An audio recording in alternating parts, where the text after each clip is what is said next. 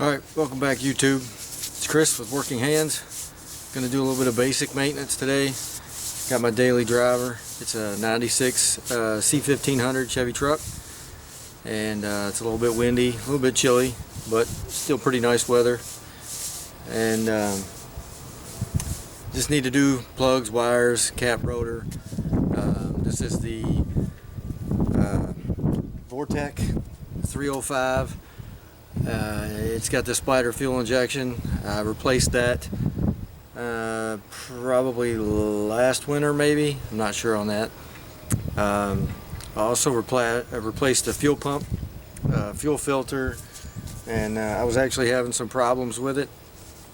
If you've got one of these with the spider injection and it's a V8 and you start getting a cylinder 5 misfire, that's a pretty good indication that you're having problems with your spider injection, because for whatever reason GM put the fuel pressure regulator for the injector rail inside the upper intake, and if it has a problem and it starts to leak because it doesn't draw vacuum from a hose like a normal pressure regulator would on an injection engine, it draws vacuum just from what's inside the intake where it's at.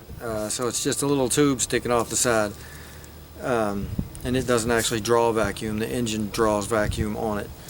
But if the diaphragm inside that goes bad, it starts to leak, the intake runners cross each other on the lower intake manifold, and it can drip fuel down, and when it does, it runs straight into cylinder number 5.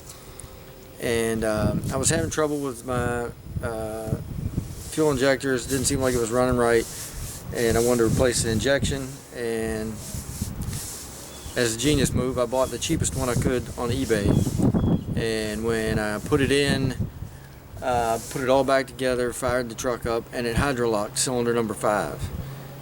And I don't know why I thought to do it, but I took the number 5 plug wire, or spark plug out, and turned the engine over by hand. It dumped out a ton of gas. The whole cylinder was full. And because anytime I turned the key on, it would just start dumping fuel into the intake. So I took that back out. I called the company up or emailed the company and said, hey, I need my money back on this. And I just went to a local parts store and bought a new one. So in doing all that, I actually still wanted to change the plugs and everything, and I never got around to it. Things happen. Other projects got in the way. So that's what I'm going to do today. I'm also going to spray clean the mass air sensor, clean the throttle body, which is not that complicated on this thing.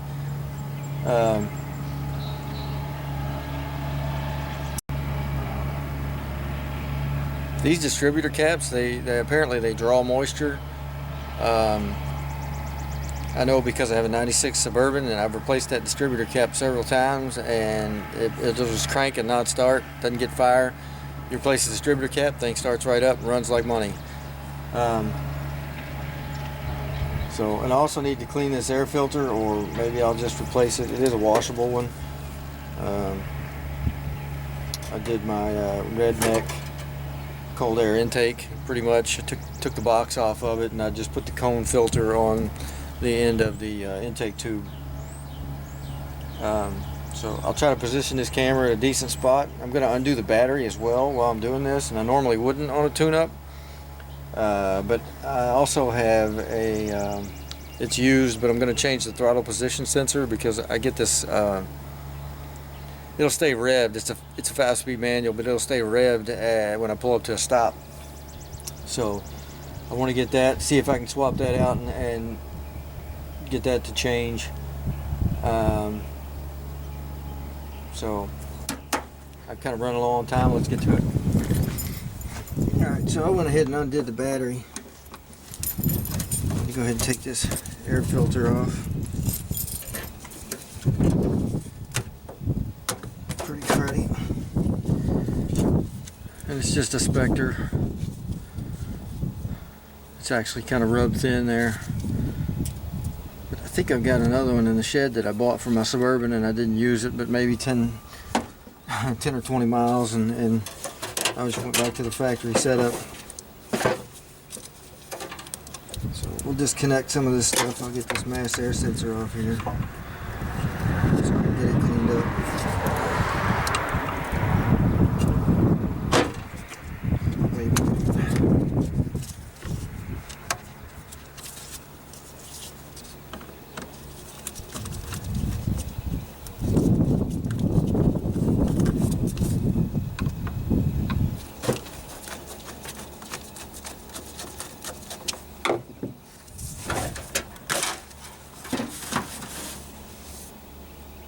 Yeah, there's a little bit of stuff in that screen, but let's see if we can get it cleaned up.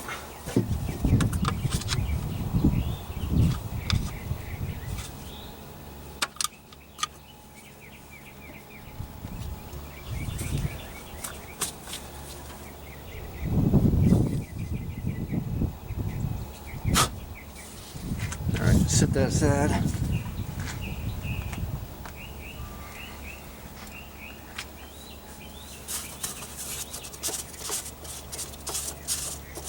Get this tube out of the way.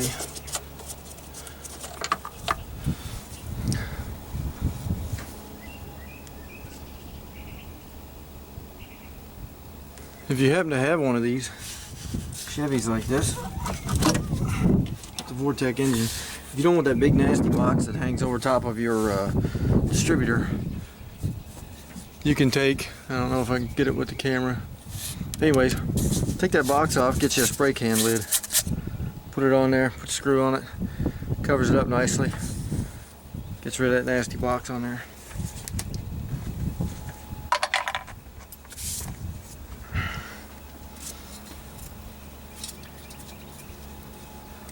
So I bought this truck with about 120,000 miles on it, and that was probably maybe 5 years ago, maybe 4. And I did a tune-up on it immediately when I got it. I hate these little clips.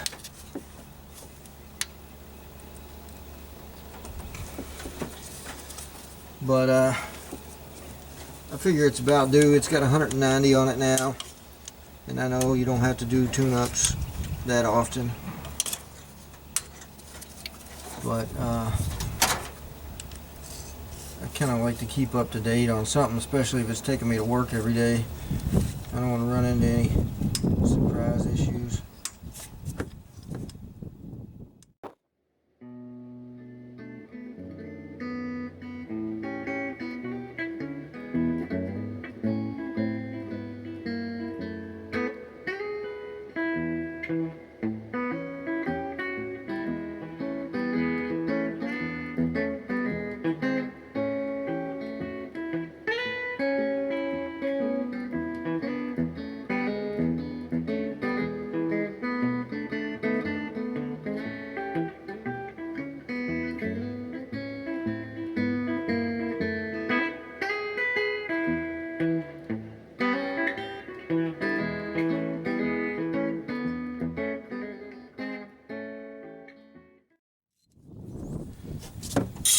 Swapping spark plugs out, it's going to be kind of boring, but there's been something on my mind for a little while.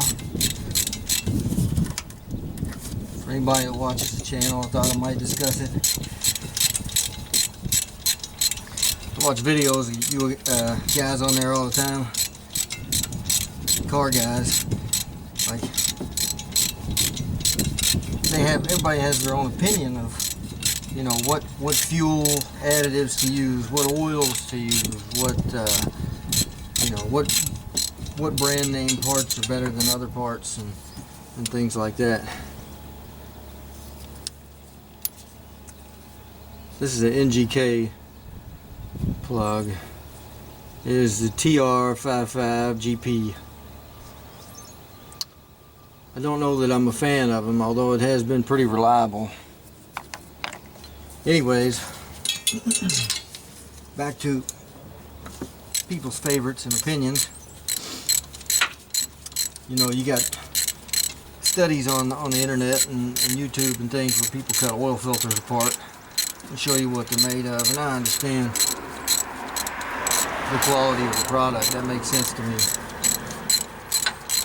You know, Fram uses cardboard ends, and other people use aluminum or metal ends and things like that, and they're crimped instead of glued, and that's all well and good. That electrode looks a little bit warm.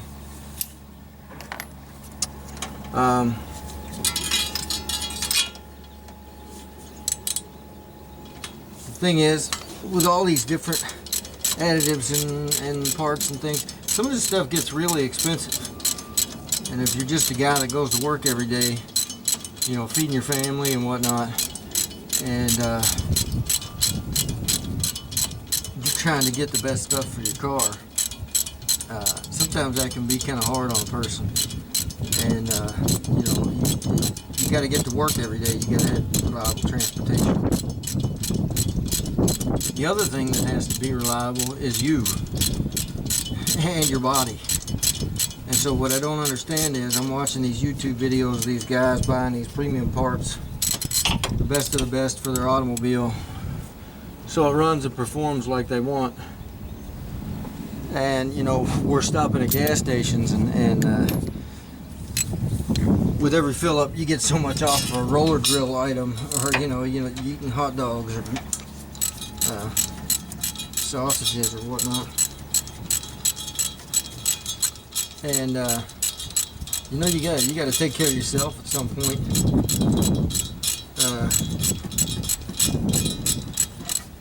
Going out and getting old cars and reviving them and saving them, that's awesome. I'm really into it. But at the same time, if you don't take care of yourself and you're not around to do it,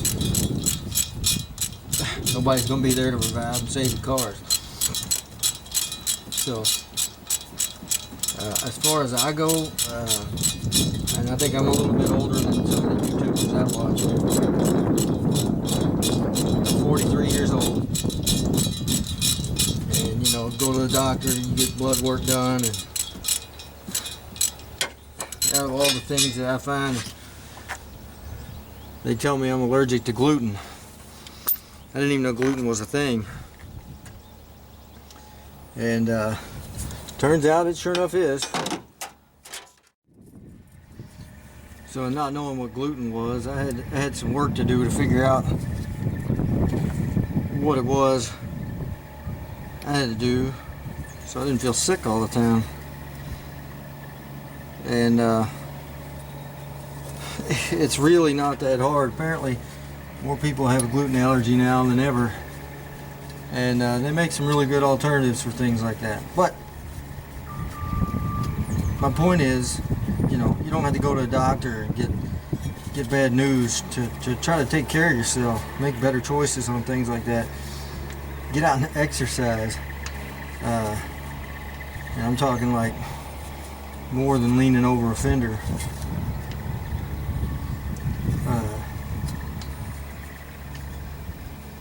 If you can't get a gym membership, you know, I'm not afraid to admit I've even tried yoga at one point. And man, if you're not used to it, it will wear you out. But man, you gotta take care of yourself. I mean, I don't understand why you would spend the money and the time to put the best of the best in your automobile and not try to do the same for yourself.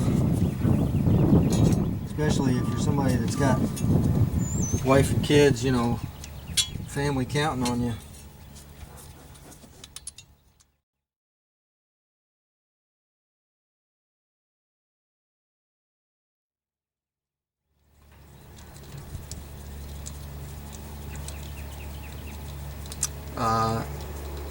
I'm not sure what type of plug those other ones were. They may have been regular, just NGK. I don't think they're copper. They might have been like platinum or something. I don't know what I put in here. They're not marked.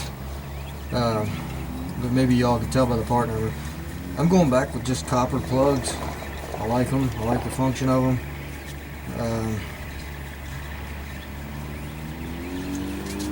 I'll give you the part number off those here in a second. The price of spark plugs have gone way up lately.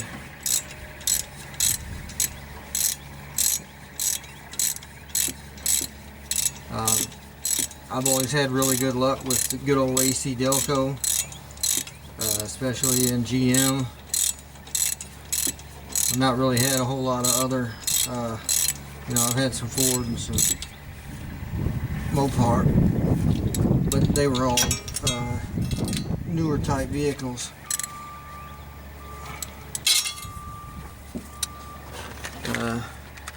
This is an AC Delco. It's the R44 LTS6. I actually bought these back around the time that I did the fuel pump and all that. I had the bed off of it to paint it. I can show you the paint job in a little bit. I actually painted it outside. It was last fall, and it was the end of the last hot day we had. The day had been like 96 degrees and it was going to drop down to 60 overnight, and I had to wait for the heat of the day to drop, but I also had to get it painted before it got dark. And for what it was, I mean, it did okay. It definitely needs a good cut and buff, which I've never done before. So that's going to be another thing, and maybe if you all want to see a video on that, I could try that, and you can watch me fumble around with it and try to get it right. I don't mind to make mistakes. As many fail videos as there are on the internet, apparently people don't mind watching people make mistakes.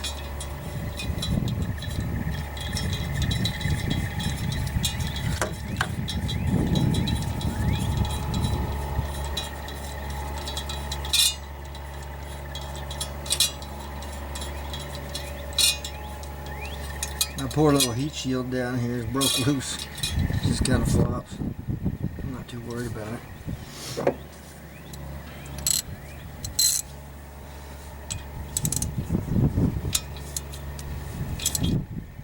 I understand the purpose, but I think on all my older rides that had them, I always just took them off. Alright, let me get some plug wires prepped for this side. We'll get back to it. Alright, because I'm short, I gotta get myself up here so I can see what the heck I'm doing.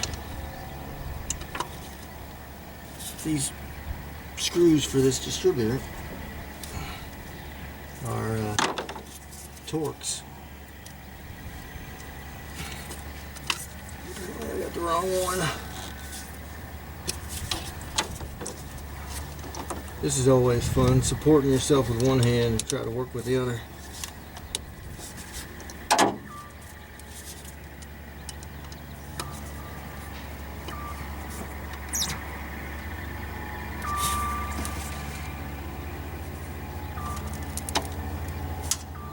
Here we go.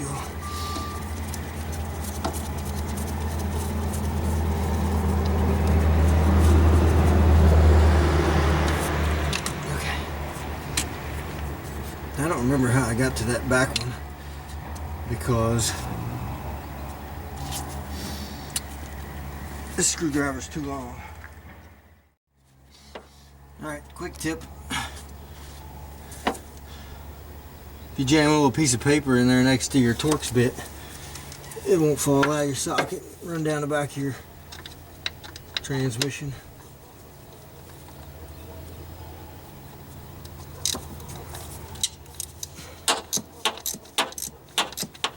Before I get that too loose, go ahead and pull these. I know my arm's probably in the way, you can't see anything I'm doing. Go ahead and get these plug wires off.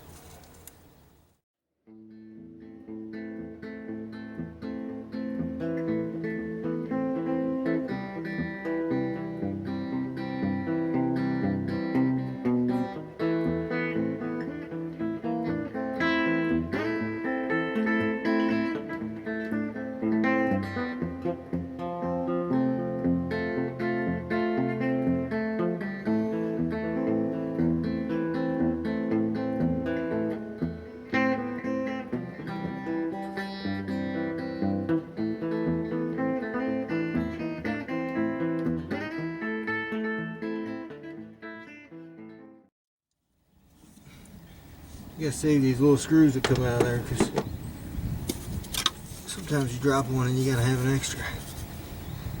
Yeah, this cap's definitely got some wear in it. I don't know if you can see that very well. Those little electrodes, and I'm pretty sure that's a copper or a brass, not copper. Got the brass contacts in it, but they're pretty corroded. Now, even with it kind of funky like that, driving this thing daily, and I do quite a bit of highway driving. I get 18 miles to the gallon out of this thing, which I think is pretty impressive for a V8 full-size pickup truck. At 18 miles to the gallon, that's not something I can take credit for. It's not like something old school where I tell you I tuned it, found the sweet spot, you know, instant fuel mileage.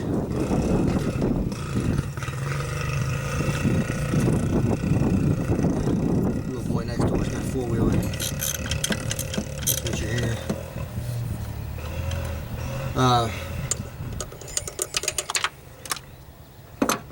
Yeah, this thing's always been pretty fair on gas. Now on highway trips, I get a little over 20 miles a gallon.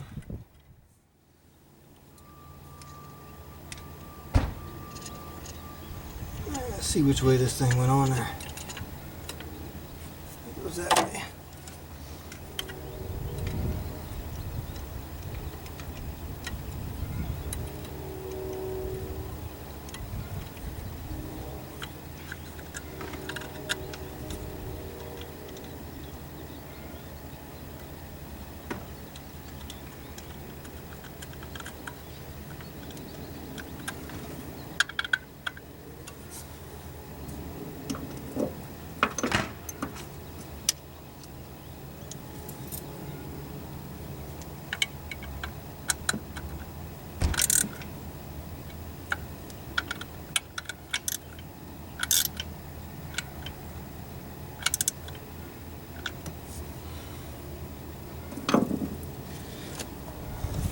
It just snug goes in. I don't want to get too tight. End up cracking the plastic or something.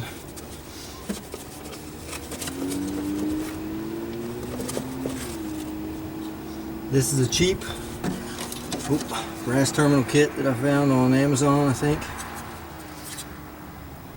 Like I said, I bought this last fall.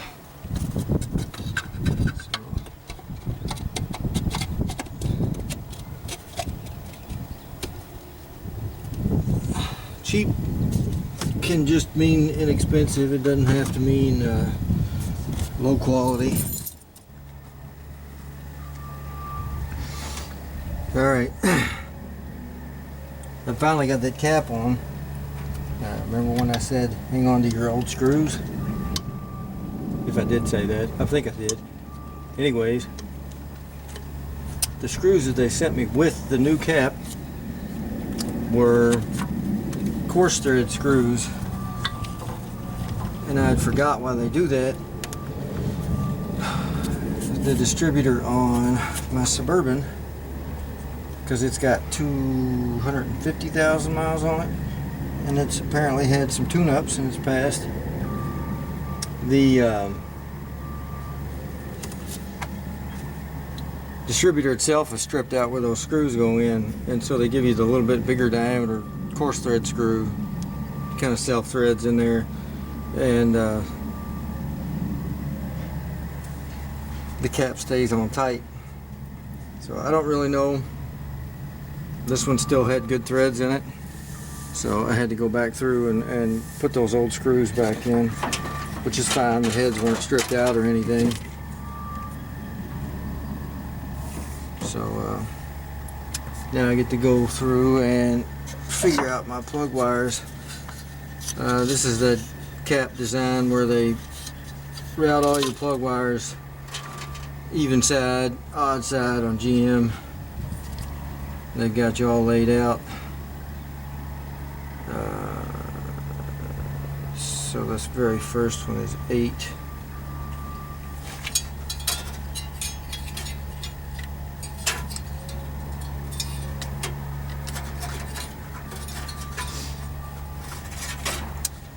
And the very last one is 6.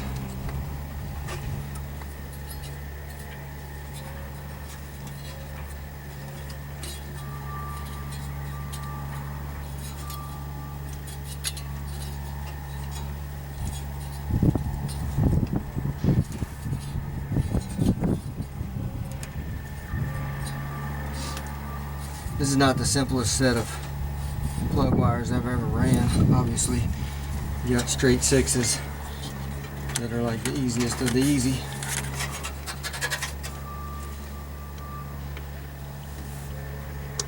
But they're not nearly as tough as an LT1 where the distributor is behind the water pump.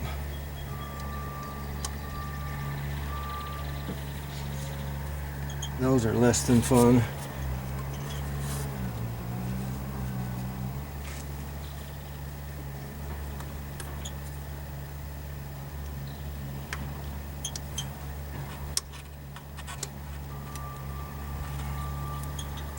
Okay, I'll make sure those get tight on the cap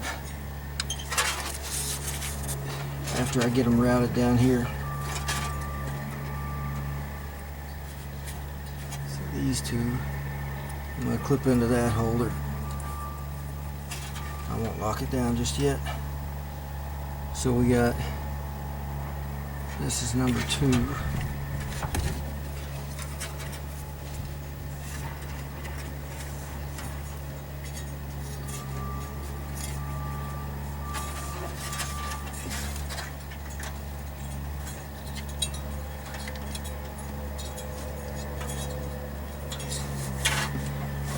That makes this one number 4.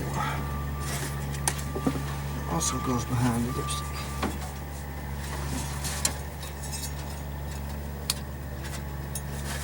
Okay. So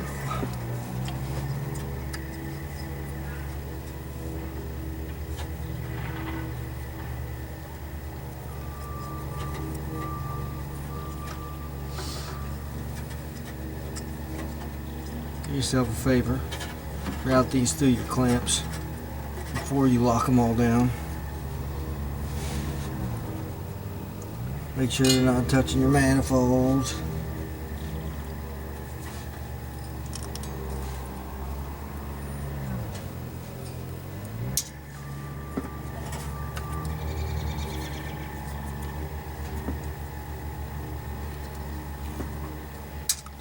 Those are the toughest clamps I've ever had.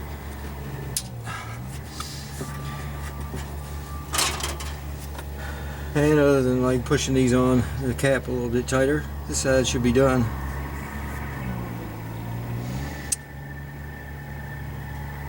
Alright.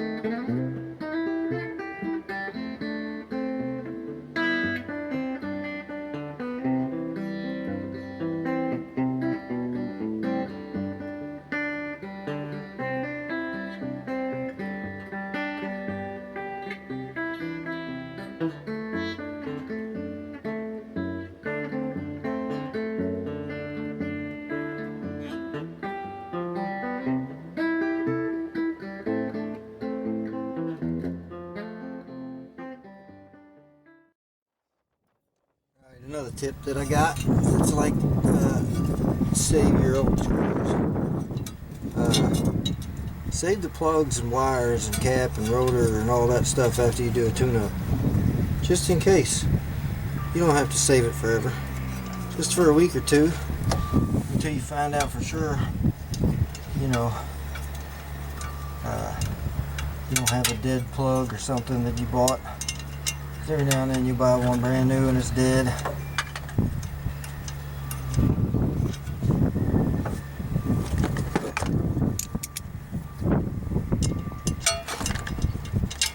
Also, I like to start all my plugs by hand, because I know if they came out alright and then they go in and it's kind of tough, I got some kind of problem, or I'm cross-threading or something like that. Cast steel heads like these, it's really a little more difficult to do, you know, cross-thread them or something, but you start messing with aluminum heads and you could really have a problem.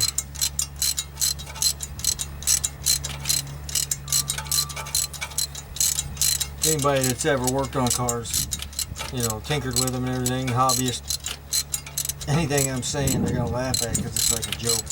You should know it, but if you've never really messed with them before, you might not think about it.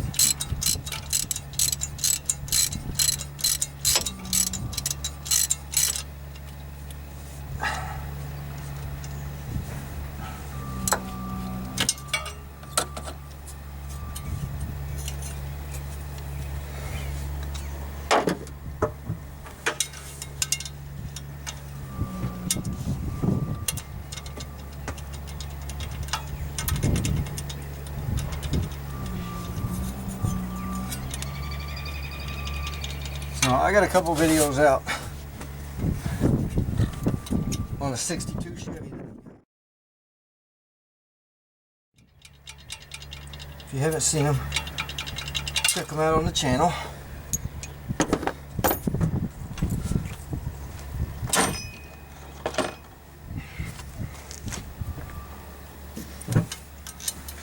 I also have a couple videos on a 1950 DeSoto. That's a really neat car. It is, or was, all original. When I got it, it had been sitting for a long time. The guy used it for a sign for his business. He put magnetic advertisements on the side of it and had it sitting on top of a shipping container out front. And I bought it. It was one of 4 that I bought from the guy. It was the only one that had a good title on it, and got to put in my name. I got it running. It needs brakes. There's a couple videos on that on the channel. If you haven't seen those, check those out. As you can tell by this video, I don't have much of a personality. Kind of dull, bland, but maybe that's your kind of entertainment, if I'm lucky. Also have some other oddball videos on the channel. I like to do Halloween stuff, I like to scare people. 2 of those videos are pretty old that are on the channel, and then one of them was last Halloween. Wasn't really trying to scare anybody, just thought it'd be a funny kind of deal. So that's on there to check out. Any likes and subscribes be very much appreciated. And I'm not looking to be an internet star by any means. My kids are the ones that actually taught me into doing this, because I had them watch a few videos of some other people on YouTube, and they said, "You do the exact same thing, Dad." Putting stuff together. I kind of enjoy rat rod type builds.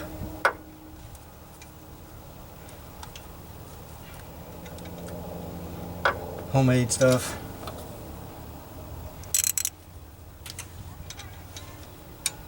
I'm not really much for buy it and bolt it on kind of deal.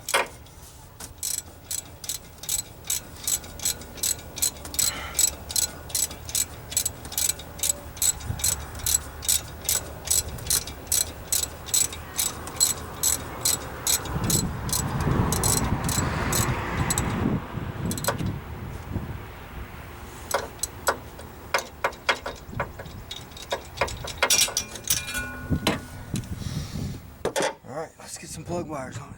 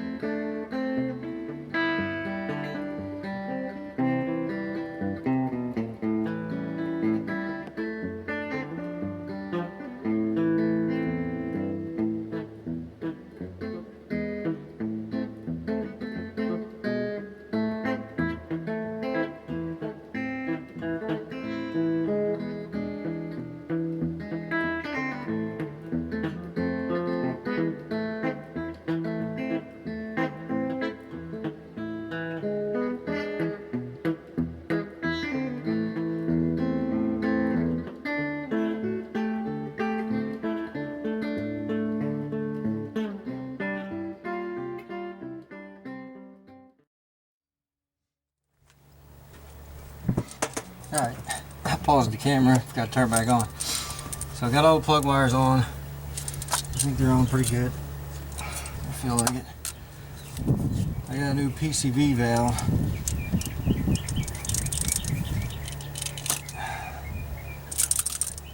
I don't know that that one's necessarily bad, but and I don't know that I've ever actually changed one in my whole life. That grommet is really loose there, but it's gonna kind of have to do. Apparently I've got an oil leak around some of this stuff anyways.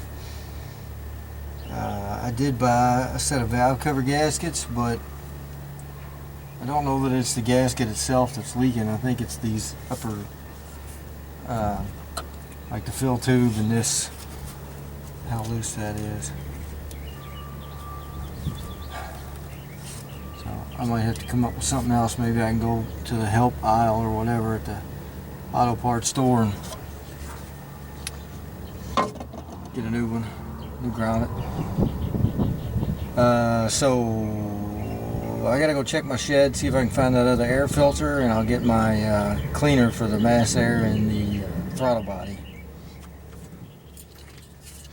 Alright, this stuff here is pretty good stuff. Use that also. So, like it says, spray your throttle body with it. It's got the straw on there, but this one's pretty straightforward. Straight down, actually.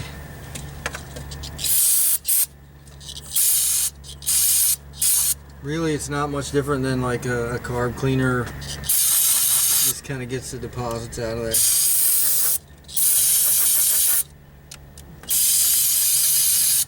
If you spray a little bit on it and then give it a second and then hit it again, it'll blast the stuff right off. And the only thing I can tell you about this that might be a little bit off-putting is it seems like right after you use this, if you don't hold the throttle body open for a little bit and let it dry, it makes your first start kind of rough because you're pretty much just flooding your intake out. So what I'm going to do is stick my screwdriver down in there while that kind of dries, and then we'll move on to the mass airflow.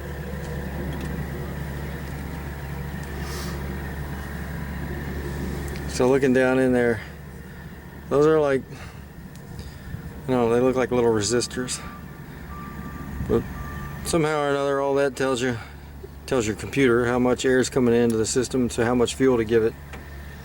So all I'm gonna do is take this and just spray down around in here, and then I'm gonna spray from this other side too, because this is where all your dust that gets by your filter gets caught. So I'm just gonna hold this off to the side and spray it.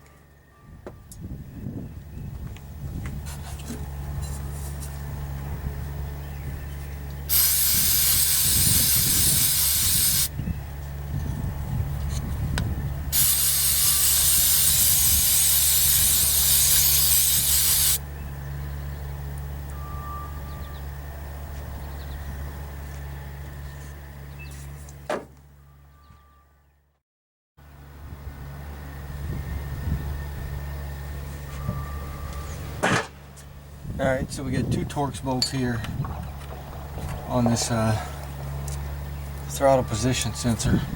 So I'm going to go ahead and change it.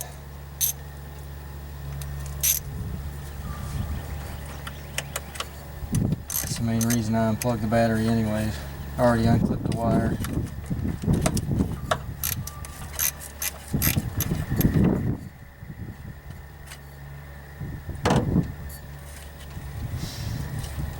This may not even be my revving issue, because I have put other ones on here before. They were all used, but they were used in like weird off-brand. They weren't AC Delco factory parts. Not that it has to be. It's just I'm still not found out what makes that rev like that. I don't know if the computer is trying to learn the way I drive, which is almost impossible because I never drive the same way twice. One day I drive like my mom, just kind of cruising around, and then the next day I drive like my dad, pretty much wide open. Once you take the 2 screws out, just kind of move it back and forth a little bit and it'll pop loose. It actually, there we go. It sits on that throttle shaft, or the butterfly shaft.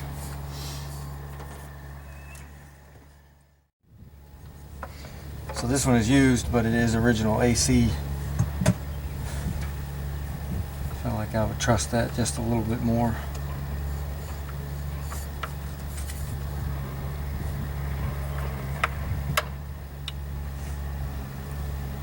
I have had some luck with standard motor products. What's that other one? I want to say Wagner, but that's brakes. I think it's something like that.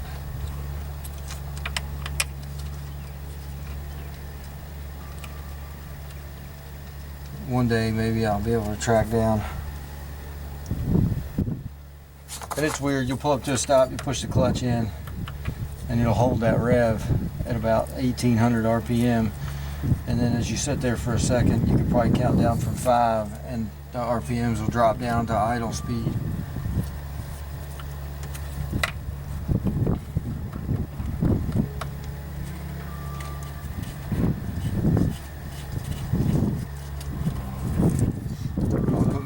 This back together, I'm kind of looking around, and don't let me forget to plug those plug wires in on that other side over there.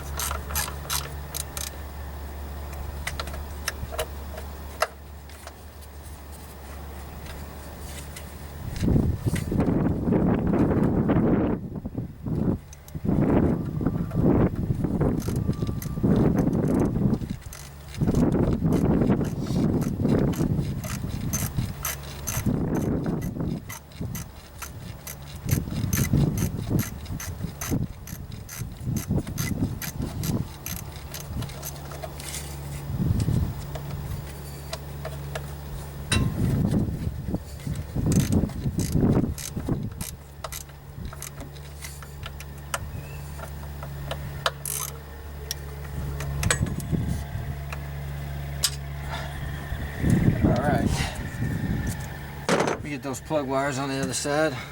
We'll start putting the intake back together.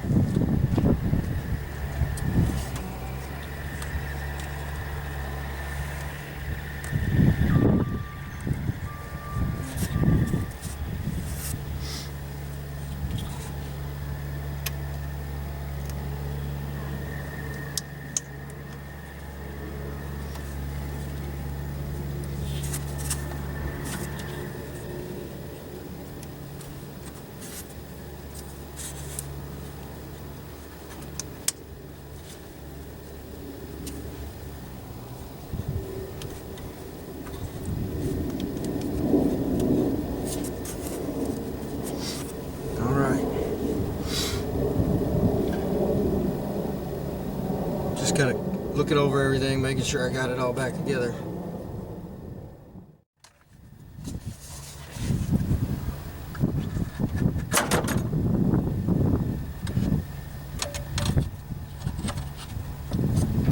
Okay, let's open that.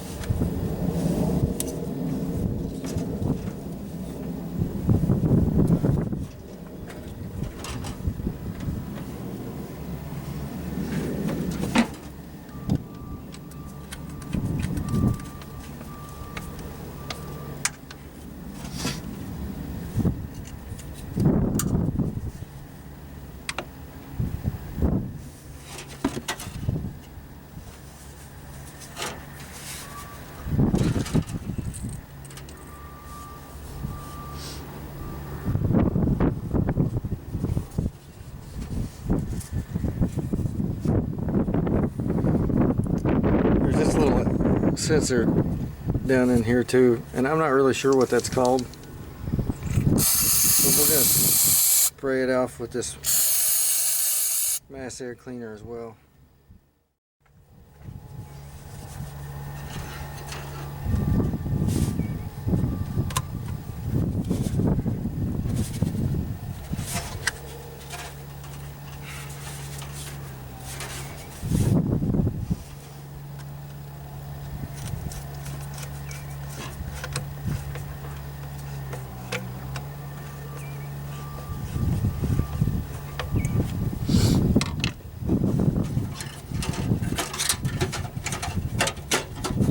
Get my intake holder over here, because you know I don't want all that horsepower to blow it away.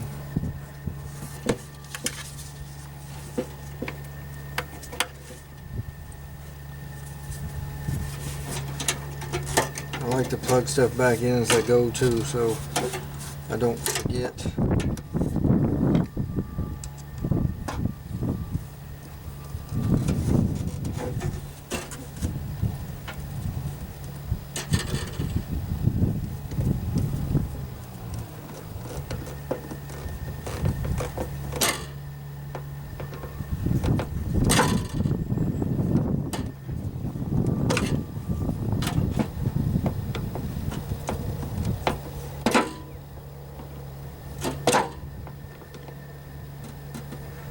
Apparently I'm not very good with a flat tip screwdriver.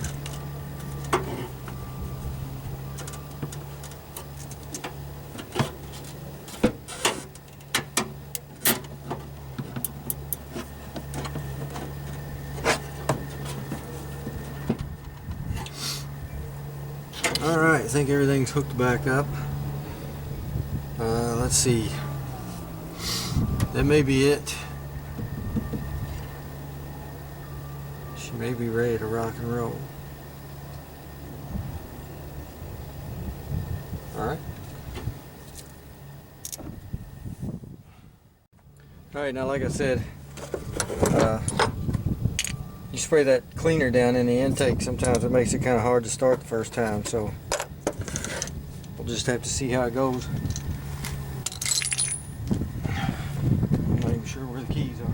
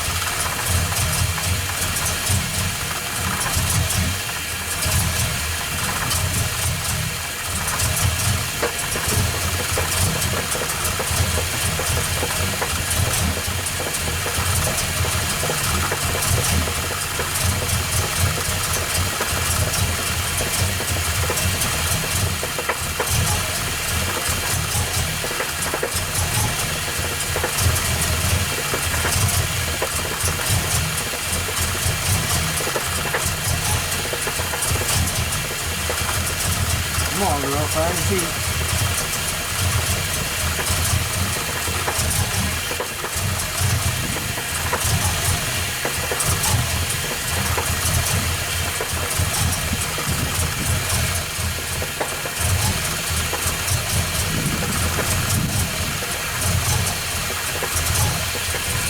That might have a cam in it. I don't want to touch the throttle because I've had the battery unplugged and I don't want to confuse the computer on where it's at. It should smooth out here in a minute. There it goes.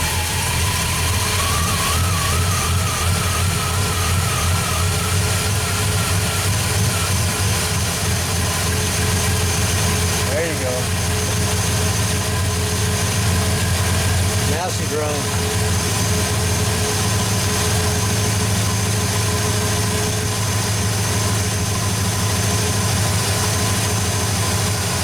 It's weird how that stuff does that.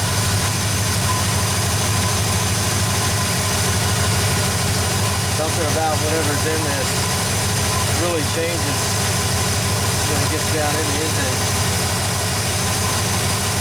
Then of course, you know, I soaked the sensors with this stuff.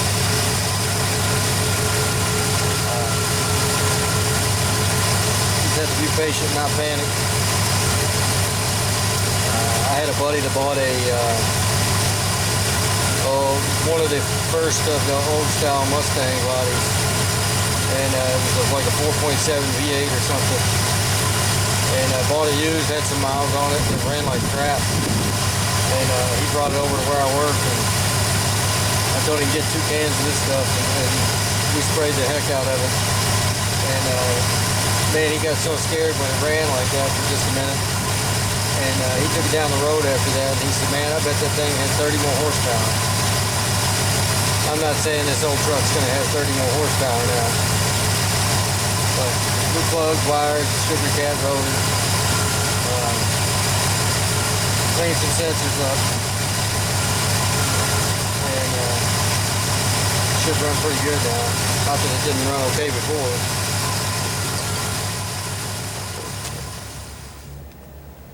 Alright, so this is my truck. Like I said, the paint's not great. Needs a really good cut and buff. I did both of the cab corners and rocker panels. I did them myself. I actually made this cab corner. It wasn't nearly as bad. The whole driver's side was gone. This was just a large hole. This does not have the third door.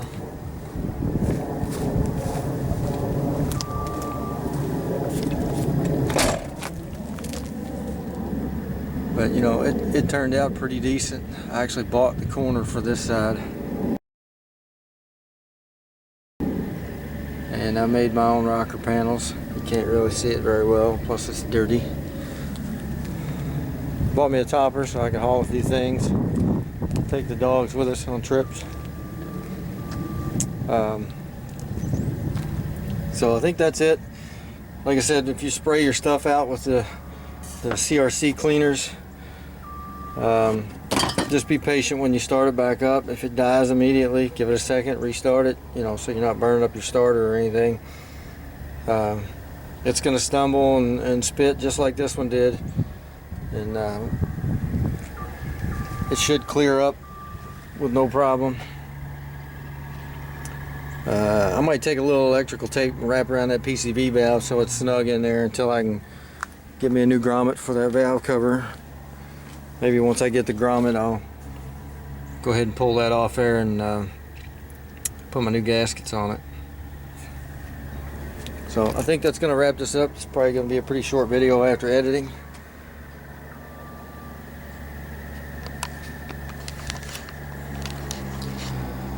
So I appreciate you watching. That's my Suburban in the background. It looks horrible. It needs paint also. But thanks for watching. Like and subscribe. Find me on Instagram. I'm Chris, Genuine Working Hands. And until next time, I hope you and your cars stay tuned.